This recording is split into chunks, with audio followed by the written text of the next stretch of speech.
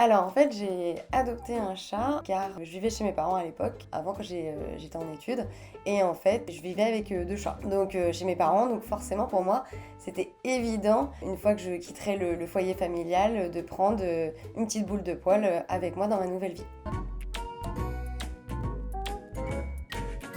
Jazz, elle est arrivée, elle avait 2 mois. Elle est arrivée avec moi dans un appartement donc quand j'étais à Paris. Et en fait, j'ai eu des problèmes de comportement tout de suite, c'est-à-dire que dès que je rentrais du travail le soir, j'arrivais, elle avait fait pipi en dehors de la litière, voire à côté de la litière ou alors sur le lit. Donc je la grondais en fait, je la punissais et elle a développé une certaine agressivité. Donc elle est devenue de plus en plus agressive et elle avait même peur de moi. Donc elle commençait à m'attaquer les bras et les mains assez fréquemment. Oui, j'en ai parlé à mon vétérinaire, vu que le vétérinaire c'est un peu notre référent quand on a nos animaux. Donc je lui en ai parlé, il m'a donné plusieurs solutions. Il m'a conseillé soit de la punir avec un pchit d'eau sur le museau, ou alors de la prendre par la peau du cou, comme sa maman le faisait. Ou alors j'ai eu aussi comme solution de la taper avec un petit bout de journal sur l'arrière-train. Et donc forcément, moi vu que je découvrais un peu l'éducation d'un chaton, j'ai essayé plusieurs de ses conseils, je les ai appliqués. Et en fait, je me suis rendu compte que cela d'une ne fonctionnait pas et de deux, Jazz devenait de plus en plus agressive et en plus elle avait de plus en plus peur de moi. On commençait à avoir une relation assez difficile. Alors je le vivais difficilement. Déjà dès que je quittais le travail, je rentrais à la maison avec une boule au ventre par appréhension de me dire que je vais encore passer du temps à nettoyer les pipis de Jazz qui sont en dehors de la litière, de passer du temps aussi à la laverie pour nettoyer les draps et la couette, et notamment de passer du temps à la gronder et de devoir encore passer une soirée en mode conflit toutes les deux. Donc au final les câlins étaient très très rares la semaine et étaient plutôt réservés pour le week-end. Justement les week-ends c'était un peu plus les bons moments, c'est-à-dire que j'étais là avec elle et on pouvait enfin profiter d'un moment de répit par rapport à tout ce qui se passait dans la semaine. Alors j'en parle avec le sourire aujourd'hui, mais c'était très difficile à l'époque. Je commençais à être à bout parce que déjà je faisais des horaires de dingue, je faisais du 8h-22h, donc forcément elle était toute seule à la maison de 8h à 22h. J'en pouvais plus de passer mon temps à la punir et à la gronder. Donc c'était vraiment devenu à l'époque un enfer, on peut dire un enfer, voilà. J'étais très très très souvent en larmes, j'en pouvais plus et je me suis dit mais c'est pas possible, je trouve pas de solution. J'ai tout essayé, j'en ai parlé au vétérinaire, ça marche pas, je sais pas quoi faire. C'est très dur de le dire mais j'ai même pensé à aller la donner à la SPA.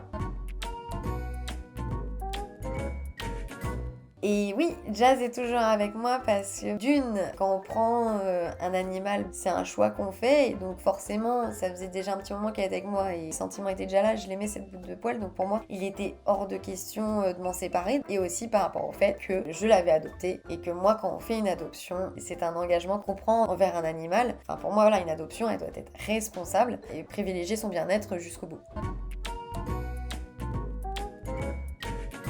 J'ai acheté pas mal de livres sur le comportement félin justement. En fait j'ai découvert un nouveau monde. C'est-à-dire que tout ce que m'avait dit mon vétérinaire était assez controversé dans les livres sur le comportement félin. Donc j'ai vraiment découvert quels étaient réellement les besoins de mon chat et j'étais étonnée. Je me suis dit mais ni l'association auprès de laquelle j'ai adopté, ni mon vétérinaire et ni mes parents ne m'avaient parlé de ça. J'ai découvert de nouvelles choses et en fait j'ai commencé à regarder les choses au travers du regard de Jazz.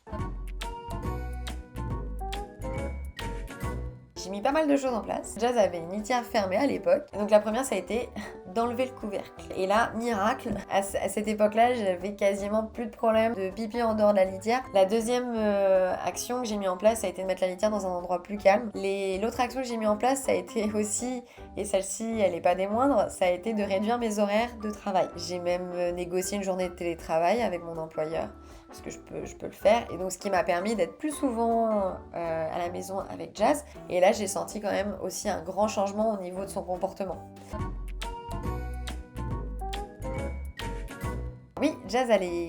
Donc au final ça allait bien mieux. On commençait enfin à avoir une relation plus paisible, on va dire. Les résultats ne se voient pas tout de suite, Il faut aussi du temps, il faut de la patience, énormément de patience avec nos animaux. Beaucoup. Au fur et à mesure, oui, ça allait mieux. Jazz était beaucoup plus sereine. c'est le top en fait.